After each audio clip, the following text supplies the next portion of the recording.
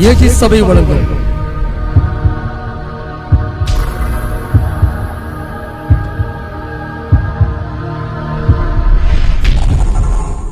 கிருபையும் சத்தியமும்.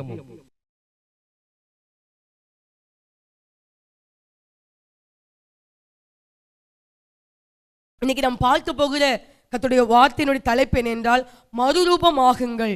மார்க் எழுதின சுவிசேஷம் 9ஆம் அதிகாரம் 2-3 வசனம் வாசிப்போம். 6 நாளைக்கு பின்பு இயேசு பேதுருவையும் யாக்கோபையும் யோவானையும் அழைத்து உயர்ந்த மலையின் மேல் அவர்களை தனியே கூட்டிக் கொண்டு போய் அவர்களுக்கு முன்பாக மறுரூபமானார். அவருடைய வஸ்திரம் உறைந்த மழையைப் போல் பூமியிலே எந்த வண்ணானும் வெளுக்கக்கூடாத வெண்மையாய் பிரகாசித்தது. இங்கே சொல்லப்பட்டிருக்கிறது, இயேசு தன்னுடைய சீஷர்களை அழைத்து கொண்டு போய் உயர்ந்த மலையில மறுரூபமானார். எந்த வண்ணானாலும் வெளுக்க முடியாத அளவுக்கு வெண்மையான வஸ்திரமாய் மாறினது. அது கீழே சொல்லப்பட்டிருக்கிறது 4ஆம் வசனத்திலே, மோசேயும் எலியாவும் இயேசுவோடு கூட என்ன செஞ்சிருந்தாங்களா? பேசி கொண்டிருந்தார்கள். இப்ப இயேசு மறுரூபமானார். சீஷர்களோடு உலாவுகிறார், ஜனங்கள் மத்தியில் உலாவுகிறார், தேவாலயத்திலே உலாவுகிறார், ஜப கூடாரங்களை உபதேசம் கொடுக்கிறார், ஜனங்களுக்கு அற்புதங்களை செய்கிறார், அடையாளங்களை செய்கிறார், எல்லார் மத்தியிலும் அவர் உலாவி கொண்டிருக்கிறார். ஆனால் தேவன் அங்கே தன்னுடைய சீஷர்களை அழைத்து கொண்டு போய் அவைகளுக்கு முன்பதாக மறுரூபமானார். தேவனுக்குள் உள்ள இருக்கிறதை தான் கூட இருந்த அந்த சீஷர்களுக்கு தன்னை வெளிப்படுத்துகிறார். நான் உன்னோடு கூட நடக்கிறேன், உன் கூட பழகிறேன், படுக்கிறேன், தூங்குறேன், நான் எப்படிப்பட்ட தேவனன்னு நீங்கள் பாருங்கள் என்று சொல்லி மலை மேல் கூட்டி கொண்டு போய் மறுரூபமாகிறார். அந்த மறுரூபத்தை பார்த்த உடனே அந்த 3 நபர்களுக்கும் தாங்க முடியவில்லை. அவ்வளோ ஒரு மகிமை அவங்க என்ன செஞ்சதில்லை, அவங்க அந்த நாட்களில் அவங்க பார்த்ததில்லை. ஐயோ, இயேசு இவ்வளோ மகிமையானவரா, இவ்வளோ பிரகாசம் உள்ளவரா என்று சொல்லி என்ன செய்கிறாங்க? அவங்க சொல்றாங்க, ஆண்டவரே உமக்கு ஒரு கூடாரம், மோசேக்கு ஒரு கூடாரம், எலியாவுக்கு ஒரு கூடாரம் என்று இந்த கூடாரம் போட்டு இங்கேயே உட்கார்ந்துடலாம், அவ்வளோ மகிமையா இருக்கிறது என்று சொல்லுகிறார்கள். அவ்வளோ ஒரு மறுரூபத்தை தேவன் அங்கே காண்பித்தார். ஹல்லேலூயா. இயேசு தனக்குள் ஒரு மறுரூபத்தை வைத்திருந்தார். அது ஜனங்கள் மத்தியில் அவர் ரொம்ப பிரசித்தப்படுத்தவில்லை. தன்னோடு கூட இருக்கிற அந்த நபர்களுக்கு தன்னை வெளிப்படுத்துகிறார். இப்ப இயேசு மறுரூபமானார். அவருக்குள் மறுரூபமாக்கப்பட்ட வாழ்க்கை அவருக்குள் இருந்தது. அவர் எல்லாவற்றிலும் மறுரூபமான வாழ்க்கையை வாழ்ந்து கொண்டிருந்தார். இப்ப இயேசு ஏன் மறுரூபமானார்?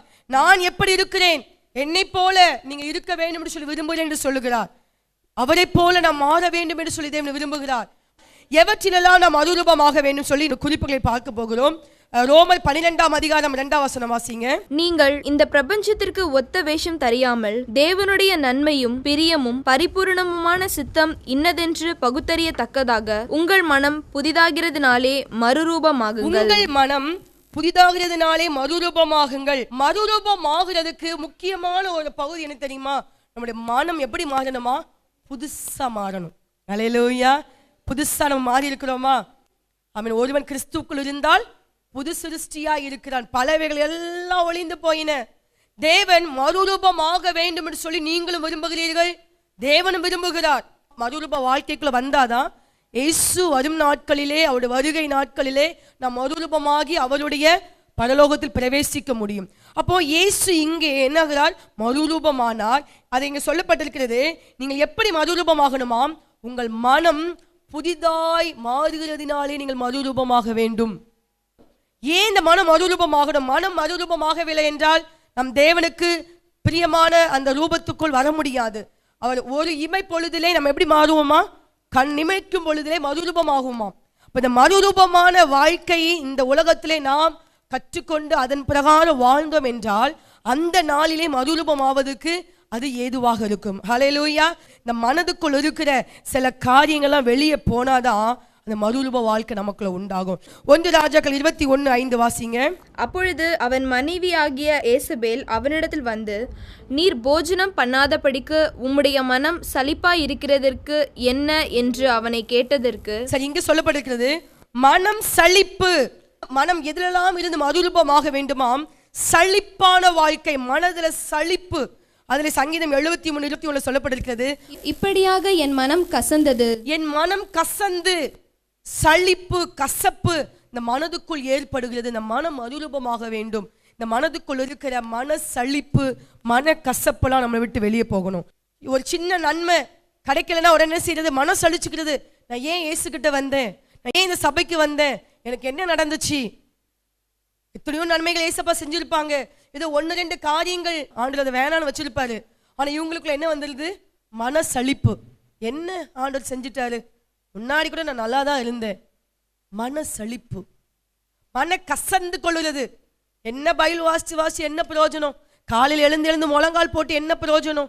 நான் 1000 ஸ்தோத்திர பலிகளை ஏறெடுக்கிறேன், என்ன பிரயோஜனம்? ஊழியம் தான் ஓடுகிறேன், என்ன பிரயோஜனம்? மனம் கசக்கிறது, சலிக்கிறது. இதுல இருந்து மறுரூபம் நீங்கள் ஆக வேண்டும். அல்லேலூயா. என்ன வந்தாலும் அவர் தேவன், அதற்காக நாம் பின்பற்ற வேண்டும். அவர் எனக்கு நன்மை செய்தாலும் அவர் எனக்கு தீமை செய்தாலும் அவர் தேவன், நான் அதற்காகவே நான் அவரை வணங்க வேண்டும். அல்லேலூயா. மனம் சலித்து போகிறது. நம்மளை உயிரோட வச்சிருக்கிறாரே, எதற்காக வைத்திருக்கிறார்? எத்தனை பேர் மரித்து விட்டார்கள் இந்த உலகத்துல. ஒவ்வொரு நாளும் எத்தனையோ ஆயிரக்கணக்கான ஜனங்கள் மரித்து கொண்டிருக்கிறார்கள். உங்களையும் என்னையும் தேவன் ஏன் உயிரோடு வைத்திருக்கிறார்? அவருக்காக நீங்கள் ஏதாயிலும் ஒன்று செய்வீர்கள் என்று நம்பிதான் கர்த்தர் உயிரோடு வைத்திருக்கிறார். அவன் நாம மகிமைக்காக வாழுவீங்கன்னு சொல்லிதான் கர்த்தர் நம்மளை இன்னும் உயிரோடு வைத்திருக்கிறார். எத்தனை ஆபத்து வந்தது, எத்தனை பிரச்சனை வந்தது, ஏன் என்னையும் உங்களுக்கு உயிரோடு வைத்திருக்கிறார்? அவரோட ராஜ்யத்துக்கு நீங்கள் மகிமையா இருப்பீர்கள் என்று சொல்லிதான். அந்த மனசு சலித்து போகக்கூடாது. அதெல்லாம் மறுரூபமாகணும். 2 சாமுவேல் 19:2 வாசிங்க. ராஜா தம்முடைய குமாரனுக்காக மனம் நொந்திருக்கிறார் என்று அன்றைய தினம் ஜனங்கள் கேள்விப்பட்டார்கள். அது நிமித்தம் அன்றைய தினம் அந்த ஜெயம் ஜனத்திற்கெல்லாம் துக்கமாய் மாறிற்று. மனம் நொந்திருக்கிறார். ராஜா மனம் நொந்து போயிட்டாரு. இந்த மனதுல மறுரூபம் வேணும். இதெல்லாம் நம்முடைய நடைமுறையில் வருகிற காரியங்கள். நீ நன்றா கவனிக்கணும். மனம் நொந்து போகிறாங்க. அவர் மனம் நொந்து போனது நிமித்தமாக என்ன நடந்துச்சா? அன்றைய ஜெயம் அவங்களுக்கு துக்கமாய் மாறினது. குடும்ப தாயில ஒரு தகப்பன்ல ஒரு பிள்ளைகள் மனம் நொந்து வாழ்ந்து கொண்டிருந்தால் அந்த குடும்பத்துல என்ன தெரியுமா இருக்கும்? துக்கம் மாத்திரம்தான் இருக்கும். அந்த குடும்பத்துல சந்தோஷம் இருக்காது. மனம் நொந்து அலைவாங்க. நொந்து போற காரியம் இருந்தாலும் நம்ம கர்த்தருக்குள்ள சந்தோஷமா இருக்கணும். ஹல்லேலூயா. கர்த்தருக்குள் சந்தோஷமா இருங்கள் என்று நான் மறுபடியும் சொல்லுகிறேன். அதுதான் உங்களுடைய பலன். நீங்கள் நொந்து போனீங்கன்னா அதுவே என்னவா மாறுமா? துக்கமாய் மாறிவிடும். உங்களுக்கு மாத்திரம் இல்ல, நீங்க இருக்கிற அந்த வீடும் துக்கமான வீடா மாறிடும். ஹல்லேலூயா. ஒரு மனைவி மனம் நொந்து எத்தனை குடும்பம் துக்கமா இருக்கு தெரியுமா உங்களுக்கு? ஏன்னா இவங்க மனம் நொந்து இருக்கிறதுனால அன்னைக்கு சமைக்க மாட்டாங்க. ஒரு தாய் பிள்ளைகளுக்கு சாப்பாடு கொடுக்க வேண்டிய தாய் மனம் நொந்து இருப்பதினால் அந்த குடும்பத்தில் துக்கம். அவங்க துக்கம் அவங்களோட மாத்திரம் இல்ல, அந்த குடும்பத்தையே துக்கப்படுத்திடுறாங்க. சமாதானத்தை சந்தோஷத்தை இழந்து போகும். இதுல இருந்து நம்ம மறுரூபமாக வேண்டும். 1000 பிரச்சனை நமக்குள்ள வந்தாலும் அதை தாங்குகிற கிருபை தேவன் நமக்கு தருவார். ஹல்லேலூயா. இப்ப மனம் நொந்து போகிறதுல இருந்து மறுரூபமாக வேண்டும். 2 நாளாம் 26:16 வாசிங்க. அவன் பலப்பட்ட போது தனக்கு கேடுண்டாகும் மட்டும் அவனுடைய மனம் மேட்டிமையாகி அவனுக்குள்ள ஒரு மேட்டிமை, மன மேட்டிமை வந்துடுச்சு. இந்த மன மேட்டிமையிலிருந்து நாம் மறுரூபம் ஆகணும். இந்த மன மேட்டிமை அவனுக்குள் வந்ததினால் அவன் என்ன செஞ்சான்? தூப கலசத்தை ஏத்திட்டான். ராஜா செய்யக்கூடாத அந்த காரியத்தை அவன் செய்துட்டான். ஊழியக்காரர்கள் செய்ய வேண்டிய ஸ்தானத்திலே தான் போய் நின்றுட்டான். தூபத்தை எடுத்து தூபம் காட்ட ஆரம்பித்து விட்டான். எல்லா ஆசிரியர்களும் தடுத்து பார்த்தாங்க, அவன் விடல. அவனுக்குள்ள என்ன வந்துச்சா? மன மேட்டிமை வந்துடுச்சு. இதே போலதான் சவுல் செய்தான். சாமுவேல் தீர்க்கதரிசி நிற்க வேண்டிய இடத்துல அவன் நின்று பலி செலுத்திட்டான். இதே போல நேபுகாத்நேச்சார் செய்தார். நான் கட்டின பாபிலோன் அல்லவா என்று என்ன செய்தான்? மேன்மை பாராட்டினான். அந்த மனம் மேட்டிமை வந்ததினால் அங்க என்ன வந்துச்சு? அங்க ஒரு அடி விழுந்துருச்சு அவன் வாழ்க்கையில. இந்த மன மேட்டிமையிலிருந்து நம்ம என்ன செய்யணும்? மறுரூபமாகணும். நமக்குள்ள எந்த மனமேட்டியுமே வரக்கூடாது. கொஞ்சம் நம்ம ஆஸ்வதிக்கப்பட்டு குடும்பத்திலையும் ஆஸ்வதிக்கப்பட்டு உயர்த்தப்படும் போது கொஞ்சம் நமக்கு நல்ல சிறகுகள் மொழிச்ச உடனே நமக்கு என்ன வந்துடக்கூடாது? மனமேட்டிமை வந்துடக்கூடாது. இந்த மனமேட்டிமை அவங்க வாழ்க்கையை அழித்து விடும். இந்த நேபுகாத்நேச்சாருக்கு மனமேட்டிமை வந்தது. அவன் என்ன செய்தான்? 7 காலங்கள் கடந்து போக மட்டும் அவன் புல்லை திங்கிற மிருகத்தை போல மாறினான். இந்த உசியா ராஜா மனமேட்டிமையானான். அதனால் என்ன நடந்துச்சு? அவனுக்கு குஷ்டரோகம் வந்தது. அந்த ராஜா சாகும் வரை தனித்த வீட்டிலே குஷ்டரோகியா இருந்தான். அவன் செத்த பிறகு கூட ராஜாக்கள் அடக்கம் பண்ணுகிற அந்த இடத்துல அவன் அடக்கம் பண்ணல. எத்தனை கோடிக்கணக்கான பணங்கள் நமக்குள்ள இருந்தாலும் நமக்குள்ள என்ன வரக்கூடாது? மனமேட்டிமை. இதிலிருந்து நாம் மறுரூபமாக வேண்டும். ஹல்லேலூயா. நாம் உயர நமக்குள்ள தாழ்மையான எண்ணம் நமக்கு வரணும். தாழ்ந்து போகிற எண்ணம் இல்ல, தாழ்மையின் எண்ணம் நமக்குள்ள வரணும். அப்ப தேவன் அதை நம்ம கொடுக்க விரும்புகிறார். மனமேட்டிமையான மனதை எடுத்து போட்டு அதில் நீங்கள் நம்ம மறுரூபமாய் மாற வேண்டும். ஆதியாகமம் 34:8 ஏமோர் அவர்களோடே பேசி, என் குமாரனாகிய சீகேமின் மனது உங்கள் குமாரத்தியின் மேல் பற்றுதலாய் இருக்கிறது, அவளை அவனுக்கு மனைவியாக மனம் மறுரூபம் ஆகலனா என்ன ஆகுதா? பற்றுதலாய் மாறியது. யார் மேலேயாவது பற்றுதல் வந்துருது. இந்த மனம் மறுரூபம் ஆகணும். இதனால தான் அநேக வாலிப பிள்ளைங்க போய் மாட்டிக்கிறாங்க. ஏன்? மனது மறுரூபம் ஆகாதனால யார் மேலேயாவது பற்றுதல் வந்துருது. மனம் மயங்குறது, மனம் பற்றுதலாய் இருப்பது, இதெல்லாம் ஒரு சாபம். நம்ம மறுரூபம் ஆகலனா இப்படிப்பட்ட பாவத்துக்குள் நம்மளை பிசாசு தள்ளி விடுவான். யார் மேலேயாவது பற்றுதல், யாரையாவது பின்னாடி துரத்திட்டே அலையிறது, யார் மேலேயாவது ஆசை வச்சு பின்னாடியே திரியிறது, இப்படி பிசாசு நம்மளை அலைய வச்சிருவான். ஹல்லேலூயா. இந்த மனதை கண்ட்ரோல் பண்ணி மறுரூபமாக ஒப்பு கொடுக்கணும். மனம் மறுரூபமாகலனா இப்படிப்பட்ட சிக்கலுக்குள் சிக்க வேண்டியதாய் மாறிவிடும். அதனால இந்த மனதை மறுரூபமாக்கி ஒப்பு கொடுத்துருங்க ஆண்டு சமூகத்தில். அப்போ இந்த பற்றுதல், அந்த மயங்கி போகிறதெல்லாம் நமக்கு என்ன செய்யாது, இருக்காது. நீதிமொழிகள் 5:12 வாசிங்க. ஐயோ, போதகத்தை நான் வெறுத்தேனே, கடிந்து கொள்ளுதலை என் மனம் அலட்சியம் பண்ணினதே. அலட்சியம் பண்ணுகிற மனம் என்ன மனம்? அலட்சியம் பண்ணுது எல்லாத்தையும். இதுல இருந்து மறுரூபம் ஆகணும். நீங்க நம்மளுடைய மனசு மறுரூபம் ஆகலைன்னா எல்லாரையும் அலட்சியம் பண்ணிக்கிட்டே இருப்போம். அல்லேலூயா. என் போதகத்தை வெறுத்தேனே, கடிந்து கொள்வதை நான் கவனிக்காமல் போனேனே. அலட்சியம். என்ன வார்த்தை சொன்னாலும் அலட்சியம். பெற்றோர் மேலே அலட்சியம், டீச்சர்ஸ் மேல அலட்சியம். பிள்ளையுடைய மனதினுடைய அலட்சியத்தின் நிமித்தமாக பெற்றோர்கள் ஸ்கூலா அலைகிறாங்க, யாரோட காலையாவது போய் பிடிக்கிறாங்க. அலட்சியம். இந்த மனம் மறுரூபம் ஆகலைன்னா பெற்றவங்க கண்ணீர் வடிப்பாங்க. அல்லேலூயா. நம்முடைய மனம் மறுரூபமாக வேண்டும். நம்முடைய பெற்றோர்களை நீங்க கனம் பண்ணி அவங்களை சந்தோஷப்படுத்தினீங்கன்னா போற இடத்துல சந்தோஷமா இருப்பேன். எப்படி உன் தாய் தகவலை கனம் பண்ணின, எப்படி நீ பார்த்து கொண்ட, நீ அவங்களை எப்படி நேசிச்ச. இப்ப என் நிமித்தம் என் பெற்றோர் என்ன செய்யக்கூடாது? அழக்கூடாது ஆண்டவரே. நீங்க அப்படி நீங்க இருந்தீங்கன்னா நீங்க போற இடத்துலையும் உங்களை பிள்ளையா நேசிக்கிற குடும்பத்தான தேவன் உங்களுக்கு தருவார். ஹல்லேலூயா. அப்ப அலட்சியம் பண்ணுகிற தனம், அப்பாவை அலட்சியம் பண்றது, அம்மாவை அலட்சியம் பண்றது, ஊழியக்காரங்களை அலட்சியம் பண்ணுகிறது, இந்த அலட்சியம் பண்ற மனது மறுரூபமாகணும் இன்னைக்கு. ஹல்லேலூயா. மறுரூபத்தை தேவன் விரும்புகிறார். இயேசுவே மறுரூபமானார். அவருக்குள் ஒரு மறுரூபம் இருந்தது. அந்த மனதை மறுரூபமாய் மாற்றிக்கொள்ள ஒப்பு கொடுங்க. அடுத்ததாக ஏசாயா 57:17 வாசிங்க. அவர்கள் பொருளாசை என்னும் அக்கிரமத்து நிமித்தம் கடும் கோபமாகி அவர்களை அடித்தேன். நான் மறைந்து கடும் கோபமாய் இருந்தேன். தங்கள் மனம் போன போக்கிலே மாறுபாடாய் நடந்தார்கள். இங்கே ஒரு மனம் இருக்கு பாருங்க. மனம் போன போக்கிலே நடந்தார்கள். ஏன் மறுரூபம் ஆகணும்? இந்த மனம் அது இஷ்டத்துக்கு நடக்கும். ஹல்லேலூயா. இந்த மனதை மறுரூபமாக்க ஒப்பு கொடுக்கலன்னா அது என்ன செய்யும்? தாறுமாறா ஓடும். எதுக்கு குதிரைக்கு கலிங்கம் போடுறாங்க? அது தாறுமாறா ஓடக்கூடாதுன்னு சொல்லி என்ன செய்யறாங்க? அப்போ அது தாறுமாறா ஓடும், அங்க ஓடிடும், இங்க ஓடிடும். அதனால தான் கரெக்டா என்ன செய்யறாங்க? அது கலிங்கம் போட்டு நேரா ஓடுறதுக்கு அதுக்கு அந்த வேயை கொடுக்குறாங்க. அப்போ அதே போலதான் இந்த மனதை நீங்கள் மறுரூபமாக்க ஒப்பு கொடுக்கலன்னா இந்த மனம் எப்படி செய்யும்? தாறுமாறா ஓடும். ஆராதனை நேரத்தில் ஆராதனைக்கு வர சொல்லாது இந்த மனம். போ, எங்கேயா வேலைக்கு போ, இல்லை என்றால் வீட்டில் ரெஸ்ட் எடு, இல்லை சொந்தக்காரங்க வீட்டுக்கு போ. தேவனுக்காக கால் எடுத்து வைக்க வேண்டும் என்று நினைப்பீங்க. ஆனால் அதை செயல்படுத்த முடியாதபடிக்கு சத்துரு வேற ப்ரோக்ராம் பண்ணி வைப்பான். உங்களுக்கு மனது தாறுமாறாய் திரிய ஆரம்பிச்சு. இந்த மனதை மறுரூபமாக்கி கட்டி உட்கார வைக்கணும் ஒரு இடத்துல. ஹல்லேலூயா. இல்லைன்னா உட்காந்து தான் இருப்போம், ஆனால் மனசு எங்கே போயிட்டு இருக்கோம்? அது எங்கேயாவது ரவுண்ட் அடிச்சுட்டு இருக்கும். இந்த மனதை என்ன செய்யக்கூடாது? அது தன் போக்கில் போக விடக்கூடாது. அப்போ அதனால தான் ஆண்டருக்கு என்ன வருதா? கோபம் வருகிறதாம். இந்த மனதை நீங்கள் தாறுமாறாக போக நீங்க விட்டீங்கன்னா கர்த்தருக்கு கோபம் வருமா? இந்த வசனத்துல தான் சொல்லப்பட்டிருக்கிறது. இப்போ இந்த மனதை நீங்களே செய்யணும், மறுரூபமாக்க நீங்க ஒப்பு கொடுக்கணும். தேவன் மறுரூபத்தை விரும்புகிறார். என்னாகும் 21:5 வாசிங்க. ஜனங்கள் தேவனுக்கும் மோசேக்கும் விரோதமாக பேசி, நாங்கள் வனாந்திரத்திலே சாகும்படி நீங்கள் எங்களை எகிப்து தேசத்திலிருந்து வர பண்ணினதென்ன? இங்கே அப்பமும் இல்லை, தண்ணீரும் இல்லை. இந்த அற்பமான உணவு எங்கள் மனதுக்கு வெறுப்பாய் இருக்கிறது என்றார்கள். மனது பாருங்க, வெறுப்பாய் இருக்கிறது. வெறுப்பை காண்பிக்கிற மனது. மறுரூபமாகல மனதுக்குள்ள வெறுப்பு வந்துடும். கர்த்தரை குறித்ததான வெறுப்பு என்ன செய்வாங்க? கர்த்தர் மேல வெறுப்பு. ஆமா, அவர் என்ன செய்தார் எனக்கு?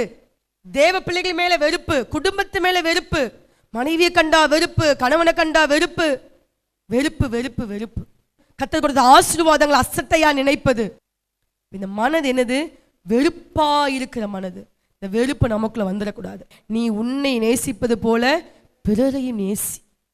உன்கிட்ட நீ எவ்வளவு அன்பா இருக்கிற அதே போல மற்றவனை என்ன செய்யி? நேசி. அப்ப இந்த மனம் புதிதாய் மறுரூபமானாதான் இப்படிப்பட்ட குணங்கள்லாம் அந்த மனதுக்குள்ள வராது. யோபு 1:21-22 வாசிங்க. நிர்வாணியாய் என் தாயின் கர்ப்பத்திலிருந்து வந்தேன், நிர்வாணியாய் அவ்விடத்துக்கு திரும்புவேன். கர்த்தர் கொடுத்தார், கர்த்தர் எடுத்தார், கர்த்தருடைய நாமத்துக்கு ஸ்தோத்திரம் என்றார். மறுரூபமான ஒரு மனிதன் எதை சொல்லுவான் என்றால், எந்த வெறுப்பான வார்த்தைகளோ அலட்சியமான வார்த்தை அவனுக்குள்ள வராது. என்ன சொல்லுவான்? கர்த்தர் எல்லாவற்றையும் கொடுத்தார் எனக்கு. ஹல்லேலூயா. இந்த பிரச்சனையும் பரவாயில்ல, நான் ஏற்றுக்கொள்கிறேன். என்ன பாடு வந்தால் நான் என்ன செய்கிறேன்? ஏற்றுக்கொள்கிறேன். இப்போ இந்த மறுரூபமான ஒரு மனிதனுடைய இருத்துக்குள்ள என்ன இருக்கும்? கர்த்தர் எனக்கு போதும். எது வந்தாலும், எது வராட்டாலும், எது இருந்தாலும், எது இல்லாட்டாலும் தேவன் எனக்கு போதும் என்று சொல்லி என்ன செய்வான்? அவன் கர்த்தரின் நேராக தன் கரங்களை உயர்த்துவான். ஹல்லேலூயா, ஹல்லேலூயா. இப்போ மறுரூபமானவன் இப்படிப்பட்ட வார்த்தைகளை தன் வாயில் அவன் உச்சரிக்கிறவனாய் காணப்படுவான். சங்கீதம் 39:6 வாசிங்க. வேஷமாகவே மனுஷன் திரிகிறான், விருதாவாகவே சஞ்சலப்படுகிறான், ஆஸ்தியை சேர்க்கிறான், யார் அதை வாரிக்கொள்ளுவான் என்று அறியான். வேஷமாகவே மனிதன் திரிகிறான். இந்த உலகத்துக்கு தக்க ஒத்த வேஷம் நீ தரிக்க கூடாது. ஏனென்றால் தேவனுடைய மறுரூபமாக்க விரும்புகிறார். இந்த மறுரூபமாகுவதற்கு தடையா இருப்பது என்ன? ஒத்த வேஷம். மனுஷன் எப்படி திரிகிறானா? வேஷமாகவே திரிகிறான்.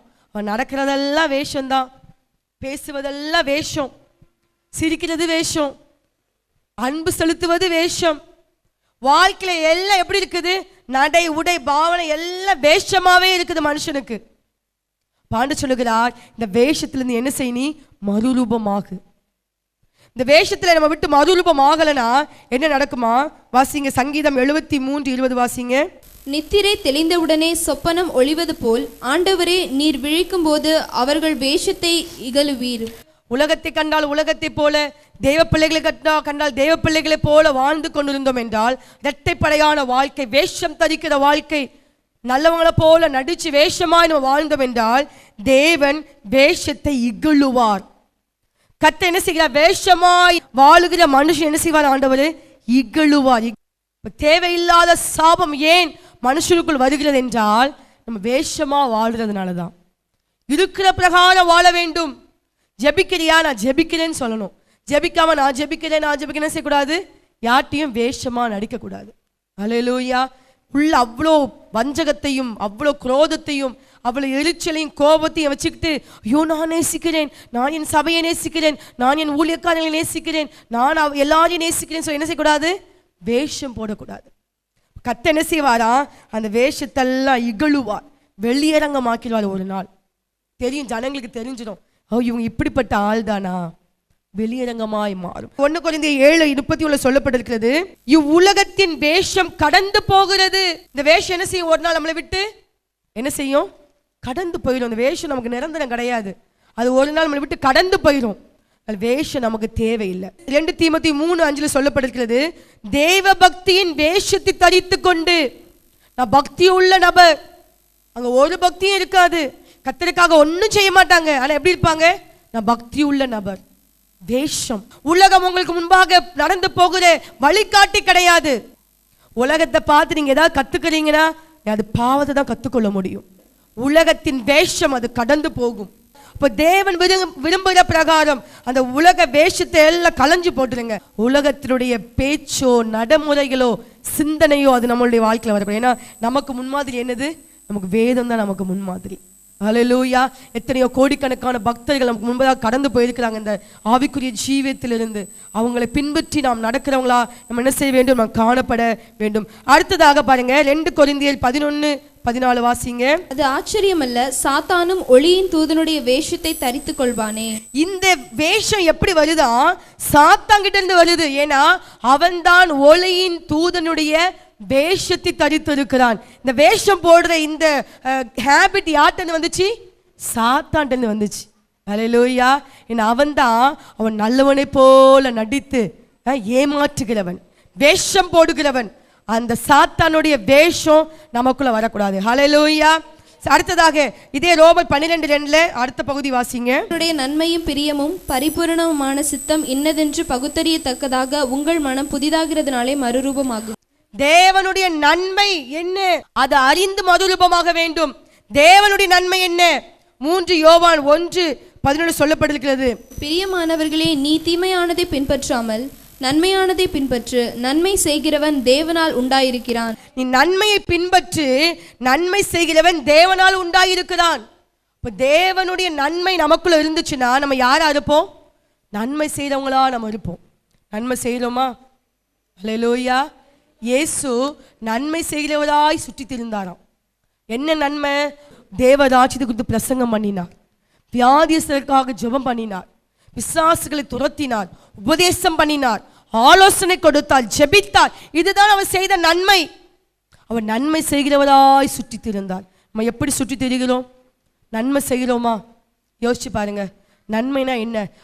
4 பேருக்கு போய் இயேசுடைய அன்பை சொல்லுவது நன்மை. நரகத்துக்கு போகிற ஜனங்களை இயேசுவண்டை இழுப்பது நன்மை. இப்போ தேவனுடைய நன்மை இன்னதென்று நீ உணர்ந்து கொள்ள வேண்டும்.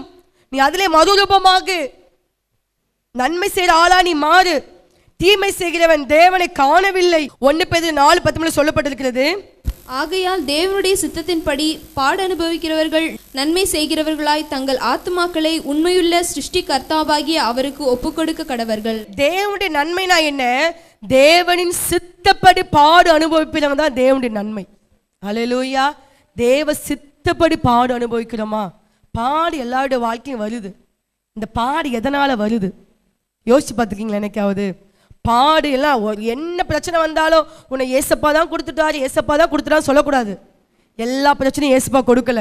அவனவன் தன் தன் சுய இச்சையினால் இழுப்புண்டு சிக்குண்டு சோதிக்கப்படுகிறான். யாக்கோபு 1:6 சொல்லப்பட்டிருக்கிறது. எல்லா சிற்சையும் எல்லா பாடும் தேவனிடத்தில் வரவில்லை. நம்மளுடைய சில காரியத்தினால, நம்ம அறியாமையினால, நம்ம ஞான குறைச்சினால சில பாடுகள் வருகிறது. ஆனால் இங்கே சொல்லப்பட்டிருக்கிறது, தேவனுடைய சித்தப்படி நீ பாடு அனுபவித்தால் அதுதான் தேவனுடைய நன்மை. ஹல்லேலூயா. தேவனுக்காக பாடு அனுபவிக்கிறீங்களா? நன்மை செய்து உங்களுக்கு தீமை செய்கிறாங்களா? தேவனுக்காக நீங்கள் வைராக்கியமாய் பேசும்போது உங்களை கேவலமா பேசுறாங்களா? தேவனுக்காக நீங்கள் பாடுபட வேண்டும். தேவ சித்தத்தின்படி பாடுபட வேண்டும். பாடுபடுறீங்க, எந்த சித்தத்தில் இருக்கீங்க? தேவ சித்தத்தின்படி பாடுபடுறீங்களா? ஹல்லேலூயா. அப்ப அதுதான் தேவனுடைய நன்மையா இருக்கிறது. தேவனுடைய நன்மை நமக்குள் இருக்க வேண்டும். 1 பேதுரு 2:20 சொல்லப்பட்டிருக்கிறது. நீங்கள் குற்றம் செய்து அடிக்கப்படும் போது பொறுமையோடே சகித்தால் அதனால் என்ன கீர்த்தியுண்டு?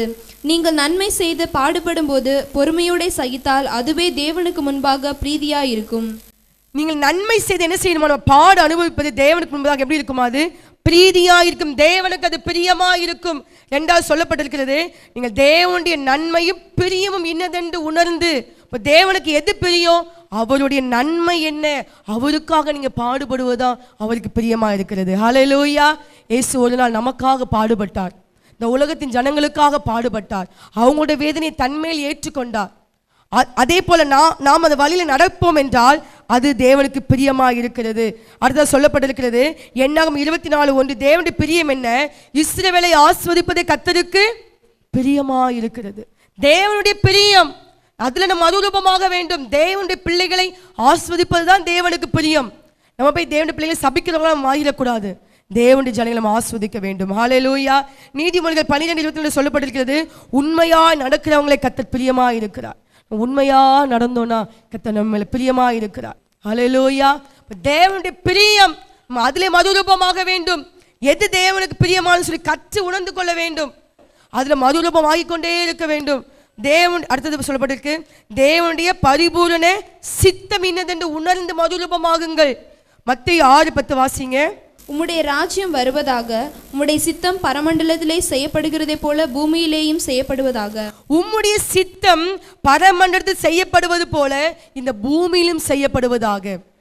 அப்போ தேவனுடைய பரிபூர்ண சித்தம் இன்னதென்று நம்ம என்ன செய்யணுமா? உணர்ந்து மறுரூபமாகணும். பரலோகத்துல தேவன் என்ன சித்தம் வச்சிருக்கிறாரு, என்னை கொண்டு தேவன் என்ன சித்தம் வச்சிருக்கிறார். நம்ம உலகத்துல வாழ்கிறோம், சாப்பிடுறோம், குளிக்கிறோம், தூங்குறோம், வேலைக்கு போகிறோம், படிக்கிறோம், இதெல்லாம் ரொட்டீனாக நடந்து கொண்டு இருக்கிறது. பரலோகத்தில் என்னை குறித்து தேவ சித்தம் என்ன? தேவன் என்னை குறித்து மேன்மையாகவே சித்தம் வைத்திருக்கிறார். ஒருபோதும் தேவன் நம்மளை கீழ்த்தரமா நினைக்க மாட்டார். நமக்கு எத்தனை பிள்ளைங்க இருந்தாலும் எல்லா பிள்ளைங்களும் நல்லா இருக்கணும்னு சொல்லி தான் நம்ம என்ன செய்வோம், நம்ம நினைப்போம். அதை ஒரு தாயார் வந்தாங்க ஏசப்பாட்ட, 2 பசங்க அவங்களுக்கு. ஆண்டுட்டு வந்து சொன்னாங்க, ஏசப்பா என்னோட 2 பிள்ளைங்களையும் நீங்க பரலோகத்துக்கு போகும்போது ஒரு பிள்ளைய இடப்புறமாகவும் ஒரு பிள்ளைய வலப்புறமா வச்சுக்கொள்ளுங்க. எவ்வளவு பெரிய ஆசை அந்த அம்மாவுக்கு. ஏன்னா ஒரு பிள்ளை கூட எங்கேயோ தூரமா இருக்கிறவங்க விரும்பல, 2 பிள்ளையும் ஏசப்பாட 2 பக்கம் உட்காரத விரும்பி இருக்கிறாங்க. நல்ல ஒரு தாய். அப்போ நம்முடைய பிள்ளைகள் இஷ்டம் போல வாழுவதை நம்ம விரும்புறது கிடையாது. என்னுடைய எல்லா பிள்ளையும் நல்ல மேன்மையாய் வாழணும். அவன் படிச்சாலும் மேன்மையா இருக்கணும், படிக்காதவனா இருந்தாலும் மேன்மையா வாழணும். நம்ம என்ன செய்யணும், நம்ம விரும்புகிறோம். ஆனா தேவனுடைய சித்தம் என்ன? ஆண்டு சொல்லுகிறார், பொல்லாதவர்களாகி நீங்கள் உங்கள் பிள்ளைகளுக்கு நல்ல ஈவுகளை கொடுக்க அறிந்திருக்கு. பொல்லாதவர்களாய் நாமே இப்படி நினைக்கும் போது நம்மளை உண்டாக்கின தேவன் நம்மளை குறித்து எவ்வளவாய் நினைத்திருப்பார். ஹல்லேலூயா. நம்மை கொண்டு தேவனுடைய சித்தம் பெரிதாய் இருக்கிறது. அப்போஸ்தலர் 21:14 வாசிங்க. அவன் சம்மதியாதபடியினாலே கர்த்தருடைய சித்தம் ஆக கடவுதென்று அமர்ந்திருந்தோம். அப்ப கர்த்தருடைய சித்தம் என்ன செய்யணும்? நம்ம யார் சம்மதிக்கிறாங்களோ சம்மதிக்கலையோ கர்த்தர் சித்தமாக கடவுது. திருமண காரியமா கர்த்தர் சித்தமாக கடவுது. பிள்ளைகளுக்கு படிப்பு வேலை அடுத்த கட்ட படிப்புக்கு போகணுமா கர்த்தர் சித்தம் ஆக கடவுது. தேவ சித்தம் என் பிள்ளையோட வாழ்க்கையில் நிறைவேறட்டும், அது அப்படியே ஆகட்டும். ஹல்லேலூயா. 2 தெசலோனிக்கேயர் 1:12 வாசிங்க. நம்முடைய தேவன் உங்களை தமது அழைப்புக்கு பாத்திரராக்கவும் தமது தயவுள்ள சித்தம் முழுவதையும் விசுவாசத்தின் கிரியையையும் பலமாய் உங்களிடத்தில் நிறைவேற்றவும் வேண்டுமென்று எப்பொழுதும் உங்களுக்காக வேண்டிக் கொள்கிறோம். அப்ப தேவனுடைய சித்தம் நம்ம வாழ்க்கையில பரிபூரணமாய் நிறைவேற வேண்டிக் கொண்டே இருக்க வேண்டும். ஊழியக்காரங்க சொல்ற, நான் வேண்டிக் கொண்டே இருக்கிறேன். உங்க வாழ்க்கையில தேவ சித்தம் பரிபூரணமாய் நிறைவேற்றப்படுவதற்கு நாங்க என்ன செஞ்சு கொண்டே இருக்கிறோம்? வேண்டிக் கொண்டே இருக்கிறோம். ஆண்டவரே, இந்த சமூகத்துல இந்த மறுரூபத்துக்கு எல்லாம் ஒப்பு கொடுங்க. ஆண்டவரே, நான் மறுரூபமான வாழ்க்கை எனக்குள்ள உண்டாகட்டும். ஆண்டவரே, ஆண்டவரே, நான் மறுரூபமாகவே கிருபை தருவீராக. என் மனம் புதிதாய் மாறுவதினால் மறுரூபமாகட்டும். மறுரூபமாகாமல் இருக்கிற எல்லா மனது மறுரூபமாகட்டும். எனக்குள்ள இருக்க அசுசி மாறட்டும், எனக்குள்ள இருக்க பாவங்கள் மாறட்டும், எனக்குள்ள இருக்க பிசாசு கிரியைகள் நீங்கட்டும். ஆண்டவரே, கசப்பு சலிப்பு இதெல்லாம் மாறட்டும். ஆண்டவரே, அலட்சியம் மாறட்டும். ஆண்டவரே, துணிகரங்கள் மாறட்டும். ஐயா, மனம் போன போக்களை வாழ்வதெல்லாம் மாறட்டும். ஆண்டவரே, மனத்துல வெறுப்பா நினைப்பதெல்லாம் மாறட்டும். அப்பா, அந்த உலகத்துக்கு ஏற்ற வேஷம் நான் வாழ மாட்டேன். ஆண்டவரே, நான் உமக்கு பிரியமாய் வாழும். ஆண்டவரே, இந்த உலகத்தினுடைய வேஷம் கடந்து போகிறது. மனுஷன் வேஷமாகவே திரிகிறான், அவன் சஞ்சலமாகவே வாழ்கிறான் வேதம் சொல்லுகிறது. அப்படி நான் வாழாதபடி ஆண்டவரே, உம்முடைய பிரியம் உம்முடைய நன்மை இன்னதென்று நான் உணர்ந்து அண்ணன் வாழ கிருபை தருவீராக ராஜா. அவருடைய பரிபூரண சித்தம் இன்னதென்று நீங்க உணர்ந்து வாழ வேண்டும். அதில் நீங்கள் மறுரூபமாய் மாற வேண்டும். அந்த பரலோக சித்தம் என்ன, தேவன் உங்களை குறித்து என்ன சித்தம் வைத்திருக்கிறார், அதை உணர்ந்து வாழ ஒப்பு கொடுப்போமா? கிருபை உள்ளவரே, நன்றியோடு துதிக்கிறோம். அப்பா, இந்த வசனங்களை கேட்டு எங்கள் எல்லாரையும் ஒப்பு கொடுக்கிறோம். ஆண்டவரே, நாங்கள் மறுரூபமாய் வாழ எங்களை ஒப்பு கொடுக்கிறோம். ஐயா, எங்களுடைய வாழ்க்கையில எதெல்லாம் மறுரூபமாக்கப்படவில்லையோ அதையெல்லாம் இப்பொழுது மறுரூபமாய் மாற்றுவீராக. எங்கள் வாழ்க்கை மறுரூபமாகட்டும். பிரச்சனை சாபத்துகள் இருக்கிற ஜனங்கள் மறுரூபமாய் மாறட்டும். ஆண்டவரே, நன்மைகளை காணட்டும். ஆண்டவரே, தேவனுடைய அற்புதங்களையும் அடையாளங்களையும் ஆசீர்வாதங்களை பெற்றுக்கொள்ள அவருடைய இருதயங்கள் மறுரூபமாய் மாறட்டும். ஆண்டவரே, எங்களை தாழ்த்தி அர்ப்பணிக்கிறோம். ஐயா, நீ மகிமைப்படுங்க. இயேசு கிறிஸ்து மூலம் ஜெபிக்கிறோம் நல்ல பிதாவே, ஆமென். Rock City AG Church service timing Sunday morning 5 a.m., 7 a.m., 9 a.m. and 11 a.m. Evening 6:30 p.m. Branch Church AG Blessing Center Sunday morning service 9 a.m. near Ariyamangalam EB Office Street, Thidir Nagar Road. Our address AM Plaza number 8/1 second floor opposite Sidambaram Mahan, Trichy 620002. Cell phone 9976607364.